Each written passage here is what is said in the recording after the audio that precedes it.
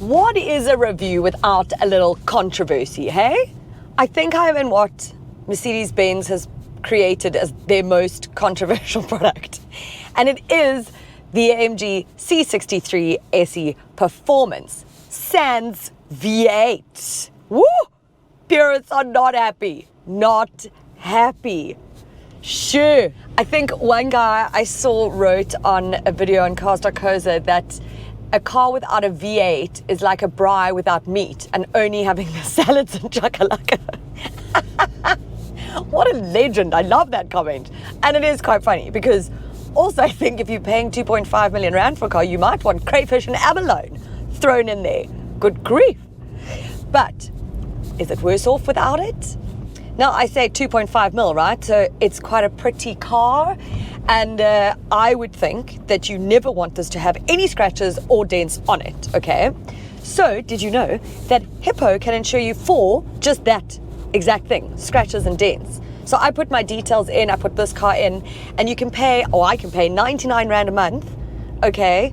And that will cover any dents and scratches. I think it's like available up to like 3,000 Rand, which you can go higher if you want to and pay a little bit more. But what I like about that is, you know, there's just often there's someone who like now bangs the door against a wall, there's like a minor scratch. You want this looking sparkly and beautiful all the time.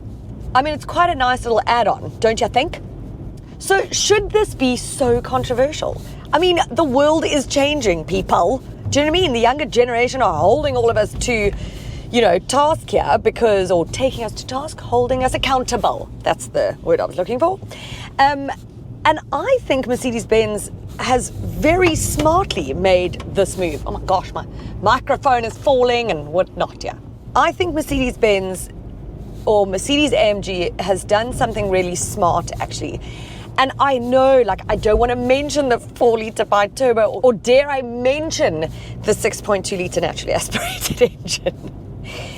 But guys, this has an electrically assisted 2-litre turbo petrol, 4 cylinders, right? And it is fast. In fact, this 4-cylinder turbo petrol is the fastest in the world, okay? So you're not really losing out on performance figures, right? So you're getting in this car, wait for it, okay? This little 2-litre is giving you 350 kilowatts of power and 545 Newton meters of torque, okay? But then the electric motor that sits on the rear axle adds a further 150 kilowatts of power and 320 Newton meters of torque. That gives you a combined amount of 550 kilowatts, 550 kilowatts. I'm so used to saying 500s in the Newton meters, and 1,020 Newton meters. You're going to get to 100 kilometers per hour in just 3.4 seconds.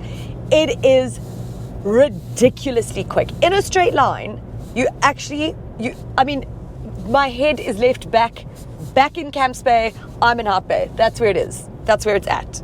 It's so fast. And it handles beautifully. It's heavy, like the battery is about 89 kilograms. So there are some things, right, that have changed the game here. Of course, it's a plug-in hybrid. Who would have thunk it? But it doesn't take away from, I think, and I believe, the driving experience. I am in no way a purist. I quite like when technology moves on and when things move with the times. I'm not one to be stuck in the olden days. Oh my gosh, I can't believe how many people are. It drives me mad.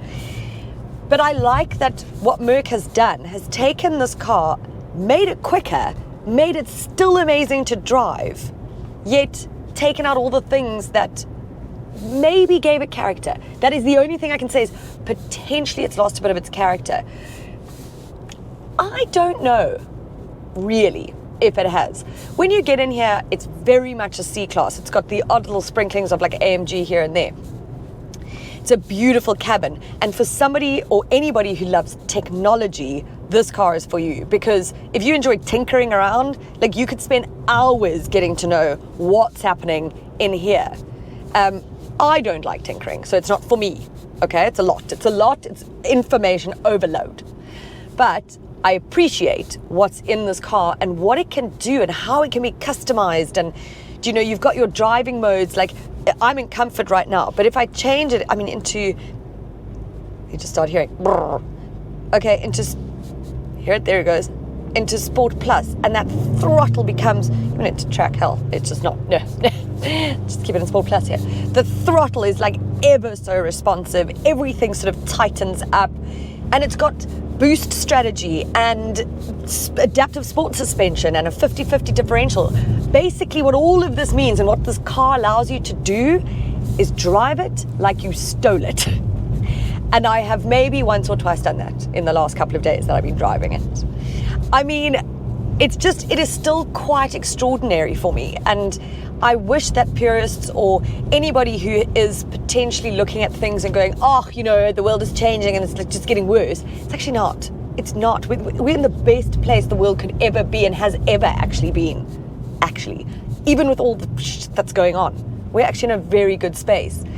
And like, this car represents that for me. If you can just look past everything. Why? I mean, you've even got the cracks and the popples and the popples. But cracks and what's happening? Snaps and crackles and pops. No, Rice Krispies. You've got it all. It is, you don't need more than this. I want more. I want just everybody to get out of my way so I can really, really enjoy this. So, here we go.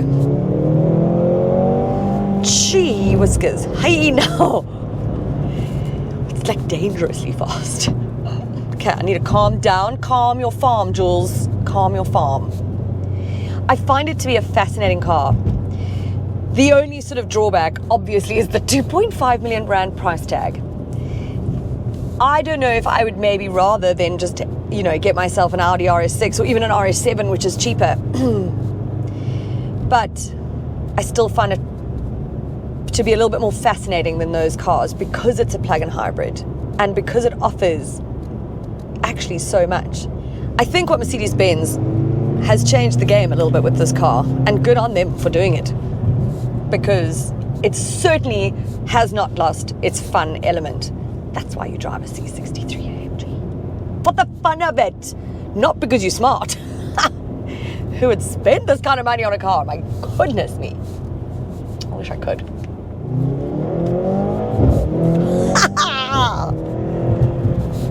Okay, you can't see the speedometer. See how quickly I can get to it. Holy macaroni.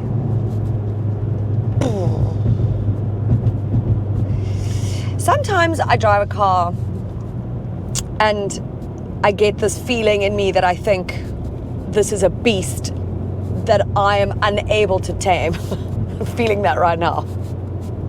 What a weird thing to say. But you'll drive it to see what I mean. Yeah, I like it.